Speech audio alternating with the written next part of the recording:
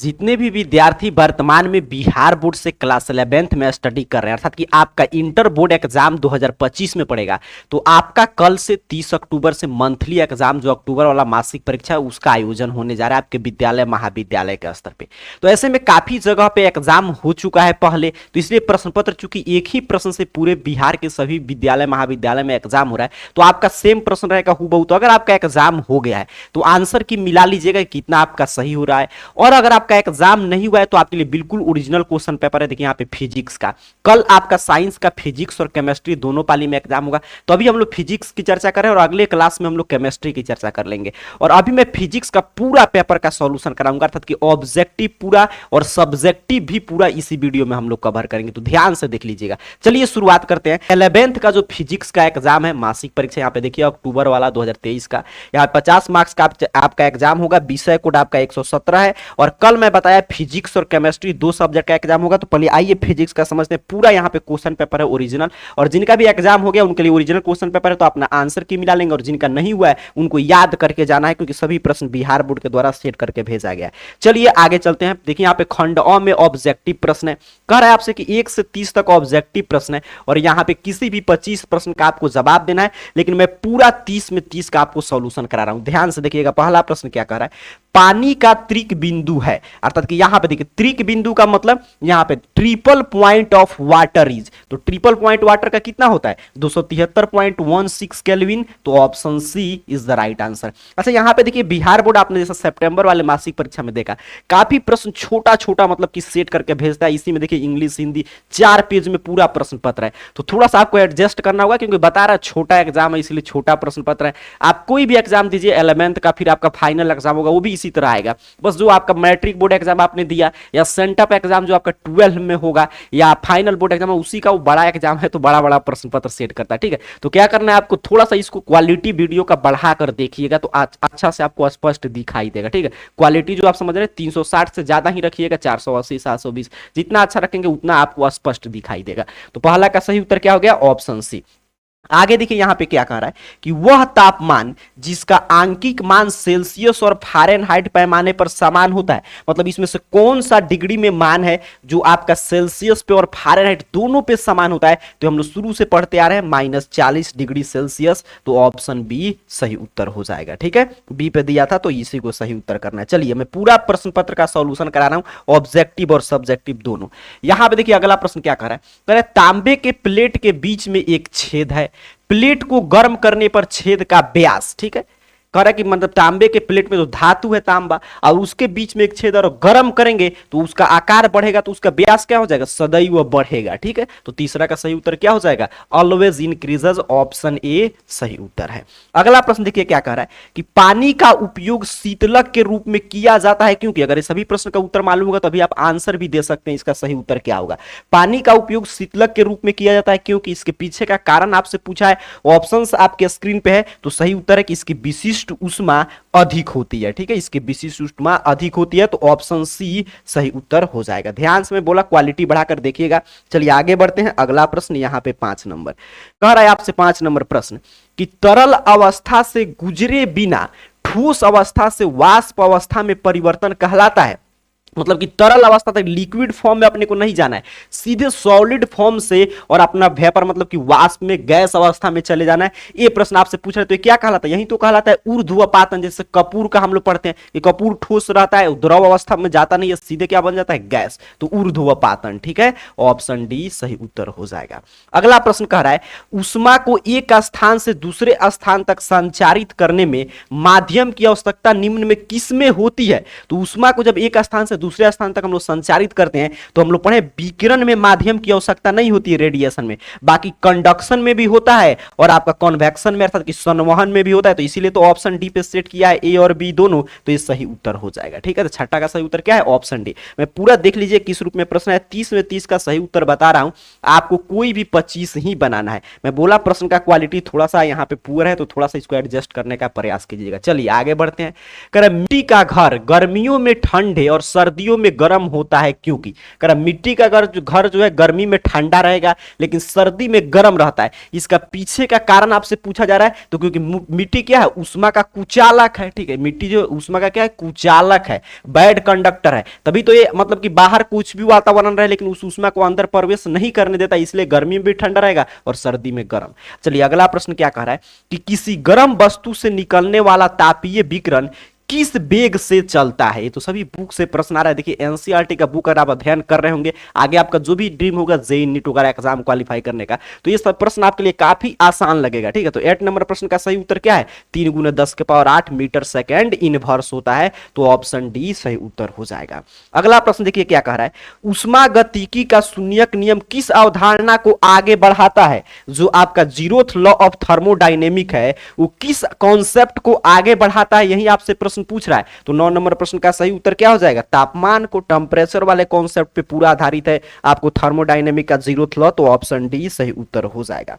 आगे बढ़ते हैं, अगला प्रश्न देखिएगा 10 नंबर कह रहा है आपसे कि आदर्श गैस की आंतरिक ऊर्जा निर्भर करती है। ठीक है, आदर्श गैस की आंतरिक ऊर्जा किस पे निर्भर करती है, देखिए ओरिजिनल क्वेश्चन पेपर है और इसी तरह हम लोग आगे अगले क्लास में केमिस्ट्री का मैं बता दूंगा पूरा। हम लोग इसमें फिजिक्स कैसे चर्चा करें ना, तो पूरा ऑब्जेक्टिव सब्जेक्टिव लघु उत्तरीय दीर्घ उत्तरीय सभी प्रश्न की हम लोग चर्चा कर ले रहे हैं। तो 10 नंबर प्रश्न क्या कर रहा है कि आदर्श गैस की आंतरिक ऊर्जा, यहाँ पे देखिए नहीं समझ में आए तो यहाँ पे हम लोग देख सकते हैं आपका इंग्लिश वर्सन में जो प्रश्न है इंटरनल एनर्जी की बात कर रहा है, तो ये तापमान पर डिपेंड करता है। बिल्कुल सही, तो ऑप्शन ए सही उत्तर हो जाएगा 10 नंबर प्रश्न का। 11 नंबर प्रश्न क्या कह रहा है कि रुद्धोष्म परिवर्तन में गैस के दिए गए द्रव्यमान का गैस के लिए दबाव और आयतन किस नियम के अनुसार परिवर्तित होता है। तो ये तो काफी शानदार प्रश्न है, नियम हम लोग पढ़ते हैं आपके 11th के फिजिक्स में। तो 11 नंबर प्रश्न का ध्यान से देखिए, ऑप्शन कहां पे दिखाई दे रहा है, पीवी पावर गामा बराबर सी होता है, हम लोग पढ़ते हैं ना, पी और आपका भी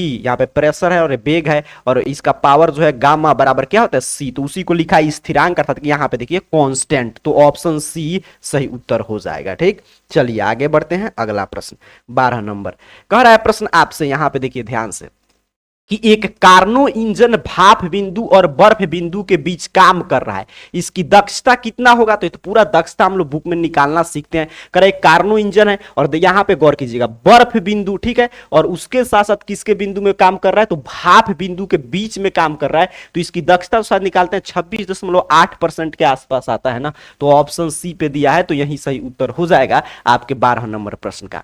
13 नंबर प्रश्न देखिए कैसे निकालते हैं, ये आगे अगर आप लोग का डिमांड आएगा तो फिजिक्स जब हम लोग पढ़ेंगे तो उसमें सीखेंगे, अभी सिर्फ हम लोग आंसर की चर्चा कर रहे हैं। यहां पे अगला प्रश्न देखिए क्या कर रहा है कि 25% दक्षता वाला एक रेफ्रिजरेटर का निष्पादन गुणांक कितना होगा। निष्पादन गुणांक आपसे पूछ रहा है और 25% इफिशियंसी है इस रेफ्रिजरेटर का, फ्रीज का, तो इसका निष्पादन गुणांक, तो ये सभी न्यूमेरिकल टाइप प्रश्न है, सही उत्तर 3 होगा। ठीक है, ऑप्शन भी निकाल लीजिएगा पूरा, तो ऑप्शन बी आपका 13 का सही उत्तर हो जाएगा।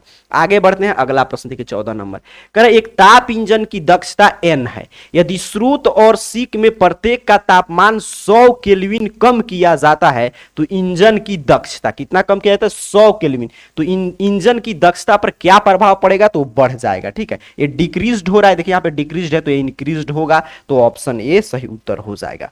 चलिए आगे बढ़ते हैं, काफी शानदार लेवल का प्रश्न सेट किया गया है। यहां पे देखिए क्या कर रहा है कि निम्नलिखित में से कौन उष्मागतिकी निर्देशांक नहीं है, ध्यान देंगे यहाँ पे नहीं है, आपसे प्रश्न पूछा जा रहा है, 4 ऑप्शंस दिया, इसमें सही उत्तर आपको पता करना है, तो गैस स्थिरांक नहीं है, तो ऑप्शन ए सही उत्तर हो जाएगा। ठीक, चलिए आगे दबाव वाला भी, प्रेशर का भी अभी पढ़े, ऊपर तापमान भी होता है, आयतन भी होता है। करे आपसे कि मेयर का सूत्र है, मेयर फार्मूला इसमें से कौन है, ये तो काफी आसान प्रश्न पूछ रहे, तो देखते देखते सर ऑप्शन है Cp माइनस Cv बराबर R, तो ऑप्शन ए सही उत्तर है। अगला प्रश्न आपसे कह रहा है कि यदि कोई आदर्श गैस किसी आरंभिक अवस्था में अंतिम अवस्था तक समतापीय प्रक्रिया से गुजरती है तो प्रक्रिया के दौरान आंतरिक ऊर्जा में परिवर्तन होता है। आंतरिक ऊर्जा में कितना परिवर्तन होता है आपसे ये पूछ रहा है, तो हम लोग पढ़ते हैं कि आंतरिक ऊर्जा में कोई परिवर्तन नहीं होता है, तो du इज इक्वल टू क्या हो जाएगा, 0। ठीक, तो ऑप्शन सी सही उत्तर हो जाएगा 17 नंबर प्रश्न का। ध्यान से देखते चलिएगा, थोड़ा सा क्वालिटी खराब है तो मुझे भी पढ़ने में यहाँ पर स्पष्ट दिखाई नहीं दे रहा है। चलिए आगे बढ़ते हैं, क्वालिटी बढ़ाकर देखिएगा थोड़ा सा वीडियो का। अगला प्रश्न देखिए क्या कह रहा है आपसे 18 नंबर। कह रहा है ऊष्मागतिकी के प्रथम नियम के अनुसार, मतलब इसमें जो थर्मोडायनेमिक का फर्स्ट लॉ हम लोग पढ़ते हैं उसके अनुसार इसमें से आपको कौन सा सही लग रहा है, ये प्रश्न पूछा जा रहा है। तो इसमें क्या बताता है कि ऊर्जा मतलब संचित रहता है, ठीक है, तो वहीं संरक्षित रहता है, तो ऑप्शन सी सही उत्तर हो जाएगा, एनर्जी इज कंजर्व्ड। अगला प्रश्न कह रहा है कि तारे का रंग, तारे मतलब यहां पे देखिए इंग्लिश में स्टार, ठीक है, तारे का रंग संकेत है, तारे का रंग किसका संकेत है, टेम्परेचर का, ताप का, तो ऑप्शन सी सही उत्तर है 19 नंबर प्रश्न का। आगे बढ़ते हैं, अगला प्रश्न 20 नंबर कह रहा है यदि किसी निकाय में आयतन का संकुचन होता है तो निकाय द्वारा किया गया कार्य, ठीक है, उसके द्वारा किया गया कार्य आपसे पूछ रहा है। किया गया कार्य मतलब क्या, देखिए प्रश्न फिर से समझिएगा, यदि किसी निकाय के आयतन का संकुचन होता है तो किया गया कार्य क्या हो जाएगा, यहां पे ऋणात्मक होगा क्योंकि संकुचन हो रहा है, तो ऑप्शन बी सही उत्तर है आपके 20 नंबर प्रश्न का। चलिए आगे बढ़ते हैं, अगला प्रश्न देखिए 21 नंबर प्रश्न, काफी आसान टाइप प्रश्न है। 21 नंबर तो सभी विद्यार्थी जानते हैं कि तापमान का एसआई मात्रक क्या होता है, केल्विन, तो ऑप्शन डी सही उत्तर हो जाएगा। कह रहे हैं आपसे कि ताप क्षमता किन दो का गुणनफल है, मतलब जो हीट कैपेसिटी है उसमें क्या क्या क्या इसमें से गुना करेंगे तो हीट कैपेसिटी आता है, आपसे यही प्रश्न पूछा जा रहा है, ठीक है। तो हम लोग देखिए स्पेसिफिक जो हीट होता है उसमें और मास का गुणनफल होता है हीट कैपेसिटी, मतलब विशिष्ट ऊष्मा और द्रव्यमान का, तो ऑप्शन बी पे दिया है, तो 22 का आपका सही उत्तर क्या है, ऑप्शन बी। चलिए 23 नंबर प्रश्न देखिए क्या कह रहा है। कह रहा है तापीय संतुलन का तात्पर्य किसकी समानता से है। तापीय संतुलन की हम लोग बात करेंगे तो इसका मतलब क्या है कि तापीय संतुलन मतलब दोनों बॉडी का टेम्परेचर बिल्कुल इक्वल है, तो ऑप्शन डी सही उत्तर हो जाएगा 23 नंबर प्रश्न का, ठीक है। आगे बढ़ते हैं, अगला प्रश्न, चलिए 23 का आपका हो गया, ऑप्शन डी क्लियर समझते चलिएगा। 24 नंबर प्रश्न क्या कह रहा है, गैस तापमापी तरल तापमापी से अधिक सुग्राही होता है क्योंकि गैस का विस्तार गुणांक अधिक होता है। कहां पे दिया गया है, तो यहां पे, तो ऑप्शन सी सही उत्तर है। सभी देखिए काफी मतलब कि ऊपर ऊपर से जो प्रश्न होता है ना हर एक बुक का थोड़ा थोड़ा आप अध्ययन किए होंगे तभी इन सभी प्रश्नों का जवाब आप दे पाएंगे। अगला प्रश्न क्या कह रहा है कि किसी वस्तु का तापीय विस्तार गुणांक निम्नलिखित में से किस गुण पर निर्भर करता है। तापीय विस्तार गुणांक इसमें से किस पे निर्भर करता है, तो ताप पर निर्भर करेगा, तो ऑप्शन सी सही उत्तर हो जाएगा। चलिए आगे बढ़ते हैं, अगला प्रश्न यहां पे देखते हैं 26 नंबर आपसे क्या कह रहा है। प्रश्न आपसे कह रहा है कि जब पानी को 0 डिग्री सेल्सियस से 10 डिग्री सेल्सियस तक गर्म किया जाता है तो उसका आयतन, देखिए कितना आसान आसान प्रश्न पूछा है, तो उसका आयतन क्या होता है, पहले घटता है क्योंकि 0 डिग्री से 10 डिग्री सेल्सियस मतलब जाते हैं हम लोग गर्म जो करेंगे तो, और फिर बढ़ेगा, तो फर्स्ट डिक्रीज देन इंक्रीज, तो ऑप्शन सी सही उत्तर हो जाएगा आपके 26 नंबर प्रश्न का। 27 नंबर प्रश्न है, झील के ऊपरी सतह का वायुमंडलीय तापमान -10 डिग्री सेल्सियस पर जमा हुआ है, उस समय झील के तल का तापमान साधारणतः होगा, लगभग में पूछ रहा है आपसे, तो 27 नंबर प्रश्न का यहां पे उत्तर देने का प्रयास कीजिएगा। तो यहां पे जब -10 डिग्री सेल्सियस पर जमा हुआ है तो झील के तल के कितना होगा, लगभग 4 डिग्री सेल्सियस होगा, ऑप्शन सी सही उत्तर है। अब यहां पे देखिए 28 नंबर प्रश्न क्या कर रहा है कि निम्नलिखित में से कौन सी घटना उत्कर्मणीय है, मतलब है पूछ रहा है यहाँ पे, अर्थात इसमें से कौन जो है रिवर्सेबल है, तो इसका सही उत्तर देखिए ध्यान से, तो 28 का कहां पे दिया गया, ऑप्शन डी पे, ठीक है, हाथ की रगड़ से ऊष्मा उत्पन्न होना। चलिए आगे बढ़ते हैं, अगला प्रश्न 29 नंबर कह रहा है आपसे प्रश्न कि किसी ऊष्मा भंडार में जब एक निश्चित मात्रा में ऊष्मा निकाली जाती है तो उसका तापमान, कर ऊष्मा भंडार है उसमें से एक निश्चित मात्रा में हम लोग ऊष्मा निकाल रहे हैं तो उसका तापमान क्या होगा, स्थिर रहेगा, ठीक है, ऑप्शन सी सही उत्तर है। 30 नंबर प्रश्न कर रहा है कि निम्नलिखित में से किसका बीमा ऊष्मा के बीमा के समान है। मैं थोड़ा सा धीरे धीरे पढ़ा क्योंकि प्रश्न थोड़ा सा पढ़ने में काफी मतलब कि वर्क करना पड़ा, दिखाई नहीं दे रहा स्पष्ट। निम्नलिखित में से किसकी बीमा ऊष्मा के बीमा के समान है, आपसे ये प्रश्न पूछा जा रहा है, तो कार्य करना होता है, बिल्कुल सही, तो ऑप्शन सी सही उत्तर हो जाएगा 30 नंबर प्रश्न का। तो पूरा 30 में 30 में ऑब्जेक्टिव आपको बता दिया, कोई 25 आपको एग्जाम में बना कराना है। आइए पहले मैं दिखा दे रहा हूं कि लघु उत्तरीय दीर्घ उत्तरीय प्रश्न किस रूप में है, फिर मैं इसका पीडीएफ में इसका आंसर भी आपको दे दे रहा हूं, ठीक है, पहले ध्यान से समझ लीजिएगा, मैं बोला पूरा पेपर का मैं सॉल्यूशन करा रहा हूं। तो यहां पे देखिए दीर्घ उत्तरीय प्रश्न है, कह रहा है 10 तक प्रश्न है, 5 का उत्तर देना है। पहला प्रश्न क्या कह रहा है कि समझाइए कि एक बड़ी परावर्तक वाला पिंड दुर्बल उत्सर्जक होता है, इसमें से कोई 5 आपको बना देना है। दूसरा प्रश्न है कि रुद्धोष्म, पहले प्रश्न देख लीजिए किस रूप में आया, फिर मैं आके 5 का उत्तर आपको लिखा दूंगा। अभी रुद्धोष्म शीतलम दीवार और डायथर्मिक दीवार में क्या अंतर है? सीपी और सीबी को गैस की प्रमुख विशिष्ट ऊष्मा क्यों कहा जाता है? काफी शानदार प्रश्न है। साफ रात बादलों वाली रात की तुलना में ठंडी क्यों होती है? अगला प्रश्न, किसी ठोस की विशिष्ट ऊष्मा धारिता को परिभाषित कर इसकी इकाई क्या है? गाड़ी चलाते समय क्यों वायु दाब बढ़ जाता है? समझाइए। पूर्ण रूधूषम परिवर्तन के लिए आवश्यक शर्त क्या है? यहां पर 7 नंबर प्रश्न हुआ। चलिए आगे बढ़ते हैं। 8 नंबर प्रश्न है कि ऊष्मा और कार्य में क्या अंतर है? अंतर बता देना है। स्टीफन बोल्ट्जमैन का अगर आप नियम पढ़े होंगे तो लिख दीजिए। या किसी गैस के लिए सीपी या सीबी से बड़ा होता है क्यों? तो इसमें से कोई 5 प्रश्न का उत्तर लिखना है। चलिए मैं उत्तर दिखा दे रहा हूं। आइए पहले दीर्घोत्तरीय प्रश्न भी देख लेते हैं। दीर्घोत्तरीय प्रश्न देखिए यहाँ पे 11 से 15 तक पूछा गया है कि 3 प्रश्न का उत्तर देना है। पहला प्रश्न है कि न्यूटन का शीतलन नियम लिखे और व्याख्या करें। वीन का विस्थापन नियम जो जरूर आप पढ़े होंगे तो इसको लिखना है। ऊष्मा और आंतरिक ऊर्जा के बीच में अंतर, उष्मा गतिकी के प्रथम नियम को लिखिए और उसकी सहायता से इस संबंध को सिद्ध कीजिए। देखिए पूछा भी था ऊपर ऑब्जेक्टिव में, आपको याद होगा। कह रहा उत्क्रमणीय और अनुत्क्रमणीय प्रक्रिया से आप क्या समझते हैं? प्रत्येक के लिए कुछ उदाहरण दे। तो इसमें से 3 अर्थात कि 8 प्रश्न का उत्तर लिखना है। 5 लघु उत्तरीय और 3 दीर्घ उत्तरीय। चलो मैं इसका उत्तर भी आपको लिखा दे रहा हूं। तो यहां पे देख लीजिए, यहां पे जो 5 प्रश्न का उत्तर लिखना था, यहां पे लघु उत्तरीय प्रश्न में 1 से 10 तक जो लघु उत्तरीय प्रश्न था तो उसमें था कि साफ रात बादल वाली रात की तुलना में ठंडी क्यों होती है? तो यहां पे उत्तर आप चाहे तो स्क्रीनशॉट लेकर भी लिख सकते हैं, या मैं आगे इसका पीडीएफ का डाउनलोड लिंक भी आपको दे दूंगा। फिर एक प्रश्न पूछा था 5 नंबर पे, ठीक है। प्रश्न था कि किसी ठोस की विशिष्ट ऊष्मा धारिता को परिभाषित कर, इसकी इकाई क्या है? तो यहाँ पे परिभाषा में लिख दे और इसकी इकाई यहाँ पे बता दिया हूं, ध्यान से देख लीजिएगा।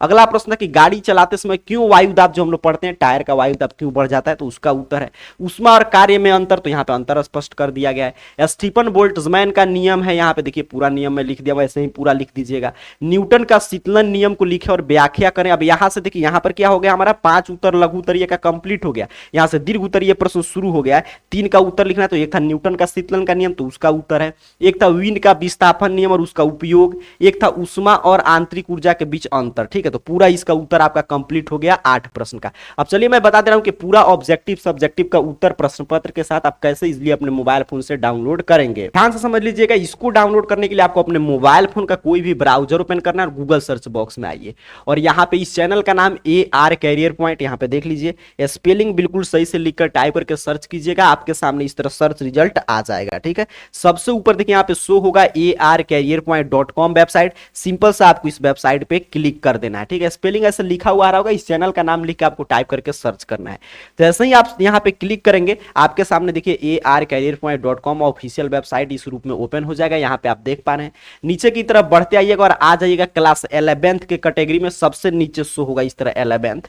और यहाँ पे पढ़ लीजिएगा कहाँ पे लिखा है कि 11th, यहाँ पे इस तरह जो भी पोस्ट ऊपर नीचे हो सकता है। यहाँ पे देखिए 11th monthly October exam 2023 all subject question paper, यहाँ पे देख लीजिए ध्यान से। इसी पोस्ट पे आपको सभी विषय का यहीं पे है, तो यहाँ पे सिंपल सा आपको क्लिक कर देना है। यहाँ पे आप जैसे ही क्लिक करेंगे यहाँ पे देखिए 11th के सभी विषय का प्रश्न पत्र उत्तर के साथ यहाँ से आप देख सकते हैं। यहाँ पे नीचे की तरफ बढ़िएगा और इसमें देखिए सभी विषय का है, तो आपने को पढ़ लेना है। साइंस वाला सब्जेक्ट यहाँ पे है, साइंस का। अब जैसे फिजिक्स का भी हम लोग चर्चा किए तो यहाँ पे फिजिक्स है, इसके सामने यहाँ पे क्लिक हियर बना है, ध्यान से देख लीजिए। सिंपल सा आपको इस क्लिक हियर पे क्लिक करना है, ठीक है। जिस विषय का चाहिए डेली यही प्रोसेस रहेगा, उसके सामने आकर उसके बने हुए क्लिक हियर पे आपको क्लिक कर देना है। यहाँ पे फिजिक्स एग्जाम के बारे में एक एक जानकारी आपके सामने ओपन हो जाएगा। नीचे की तरफ बढ़िएगा, फिजिक्स का एग्जाम कब है पूरा बताया जा रहा है। यहाँ पे देखिए 30 में 30 जो मैं अभी आपको सही उत्तर कराऊं, यहाँ पे सही उत्तर अपडेट है, कोई 25 आपको बना लेना है। सब्जेक्टिव का उत्तर तो यहाँ पे देखिए सब्जेक्टिव क्वेश्चन आंसर पीडीएफ, यहाँ पे क्लिक हियर बना, इस पे क्लिक करके सीधे आपको पीडीएफ जो मैं दिखा रहा था सब्जेक्टिव का उत्तर वो आप डाउनलोड कर सकते हैं, या देख देख कर लिखना चाहते हैं तो यहाँ पे नीचे की तरफ बढ़िएगा तो यहाँ पे पूरा अपडेट है, तो यहाँ से देख देख कर भी लिख सकते हैं। तो जिन भी विद्यार्थियों का कल फिजिक्स का एग्जाम है तो आपका पूरा प्रश्न पत्र का मैं सॉल्यूशन करा दिया। ध्यान से इस प्रश्न पत्र को देख, तो आप चाहें तो इस वीडियो के माध्यम से इसको याद करके भी जा सकते हैं, या पूरा आपको ऑब्जेक्टिव सब्जेक्टिव का उत्तर देखना है तो यहाँ पे आप डाउनलोड कर लीजिए। अगले वीडियो में जो अगले क्लास कुछ देर बाद आपका चलेगा उसमें हम लोग केमिस्ट्री का इसी तरह पूरा चर्चा कर लेंगे, तो कल का आपका एग्जाम का टेंशन खत्म। पढ़ाई करते रहिए। आप सभी को बहुत बहुत धन्यवाद।